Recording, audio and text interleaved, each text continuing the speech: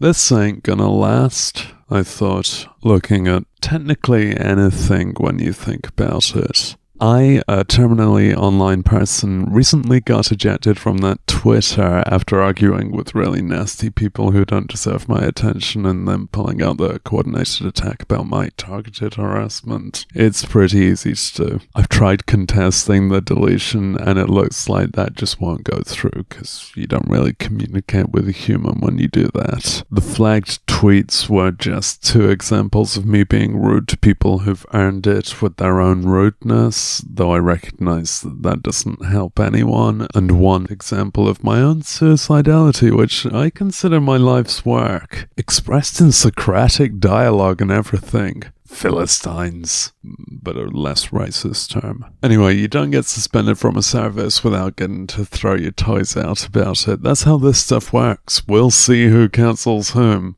It's whom. That was a decade-long account, ideally a gallery of witticisms, but really one in extreme disrepair, extreme despair, and I'm not all that funny. I'd understand the account's sentimental value, though that is a great username, and I was getting bored of Twitter either way, but it's deleted my footprint, everything I've said that got sometimes up to 2 pity likes. I'd recently downloaded an archive of my Twitter data on the consideration of choosing to leave, so I've not lost it, but the world has, and that's tragic. I kind of intended that part of the contract of being on Twitter was that what you say goes into the public internet library forever. So the way to use it is to note down when you have an original thought. If it's a thought someone's had and published before, then you don't really need to post it because it's already there. But yeah, maybe I'm the first person to notice that a song sounds like another song, or the first person to think of a particular pun and then actually somehow consider it worth saying. So to my instinct, private accounts are contrary to how the site is meant to function. But also I'm not someone who gets sexually harassed all the time or has any concept of privacy. Here's my bank card.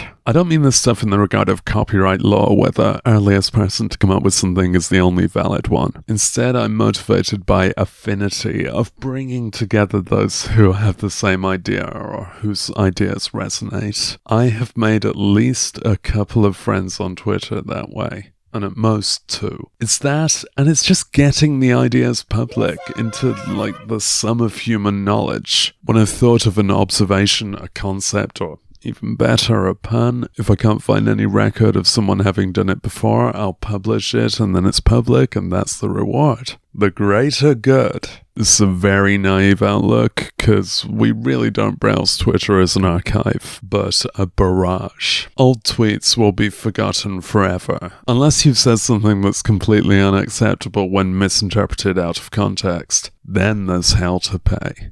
So yeah, it looks like my public tweets are gone. I'm not pretending that the majority are banal, bickering with strangers who only intend to antagonize, trying to interact with people as if they can stand me posturing as funny or interesting all the damn time, like that's the only way I could have value. The same selfie every fortnight, lame whims that seemed worth posting in the moment but are ultimately tedious, pick-me reply guying to celebrity accounts, the times I tried to promote my music and videos, 2012 me being curmudgeonly in a way I kinda grew out of. 21st century me being worryingly suicidal in a way I'll grow out of when life ends. But I am pretending that there's worthwhile stuff in there. I mean, sometimes I'd think of something clever, look up if someone said it, and find that I had tweeted it before. Now that's affinity. Without being visible on Twitter, I can only do that with my comma-separated values table. But either way, that's not really how social media's gonna be used. Maybe we'll archive the posts of the famous, but Twitter is a private company run by a total asshole who's gonna cause and suffer further disasters. And all our Tweety bird eggs are in that basket.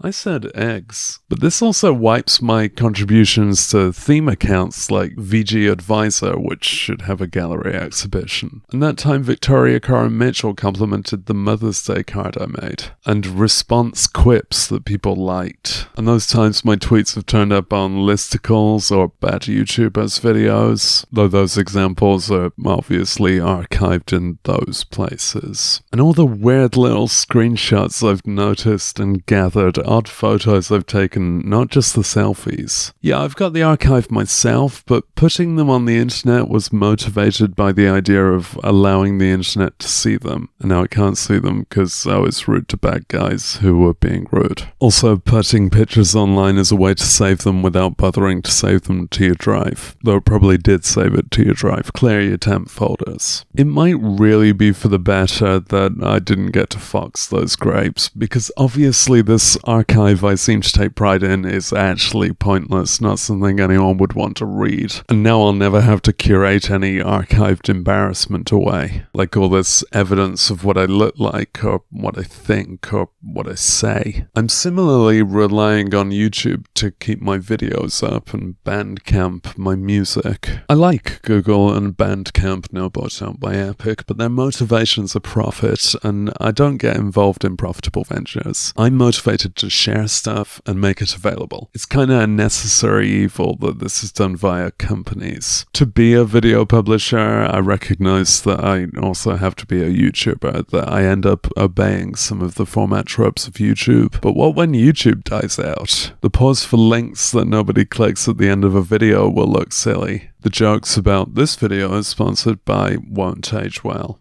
Nah, that'll go fine, because in the future there'll be product placement in our blood vessels. Streaming. I understandably keep copies of my videos in case I'd like to archive them on another site, but not the 900 cover songs. That's all on a Google server. I guess if Google died, they might have some legal obligation to restore content to its providers. So it's the illusion of perpetuity. I have a Vincent van Gogh approach to my work, real depressed, still committed, and the viewers can be posthumous, as I'm sure he always said. Also, half of it you won't want to hear. That's the best ear joke I could come up with. His work's archived now because what he was good at was then discovered. I don't even need as much as to be discovered, but maybe just to be potentially discoverable, except when you get discovered, which is terrifying. Yeah, I really try to be a tortured artist, and I'm halfway there. So any future entity wanting to browse such work, well, I don't expect them to have an interest in me. There's already way more to consume than a human life could handle, and it's increasing exponentially. But it's there if they want it. There's an instinct I brush against at times that most teenagers will know, to delete myself entirely, all traces, to correct the mistake of my existence. It's probably too late. It's tragic how many people I've interacted with who now have, memory of me. I didn't mean to be perceived, except when I neatly posted all this shit on YouTube and Twitter, I guess. Idealistically, we think of the internet as permanent, at least if we archive it well. Support your local archive. Realistically, nothing's permanent, except decay. And as individuals, our relevance to the future is minuscule, unless we really fuck the world up. I don't know if I flatter myself enough to want to be an influence exactly. I just want to express myself, to externalize my mind. Social media really ain't the perfect way. I know it's ridiculous to pout about Twitter per se. It's a nasty place to be. I said 3 things that can be interpreted to break policy. I already knew it was bad for me. It's very disposable. It's lost its cultural significance except as a train wreck, and I'm insignificant enough to sign up anew if I want to be able to return to tweeting. But I'm saying this stuff to examine the overlap between the pointless and the profound, which a utopian internet could have served to highlight, and Twitter once seemed like a reasonable model for that. I used to have a website to index stuff I make to make it reasonable to browse. They jacked the prices, and not unlike this channel, it was a complete vanity project. May as well have been a mirror. Before that, I used to just not archive every idea I ever had. I'd let me forget some, record some others, and maybe keep most of them for friends. Remember Friends? Friends isn't as much a thing in the now world. No one told you life was going to be this way. Maybe it's better to be perpetual in the sentiments of people who matter to you. At least 2 people I've known, and at most a couple, have a shoebox of crappy craft stuff I've made them. Drawings, cards, zines with just 1 copy that have never gone online. Maybe my obsessive archiving to demonstrate my value more widely comes from the space left where I've felt valued like that before now.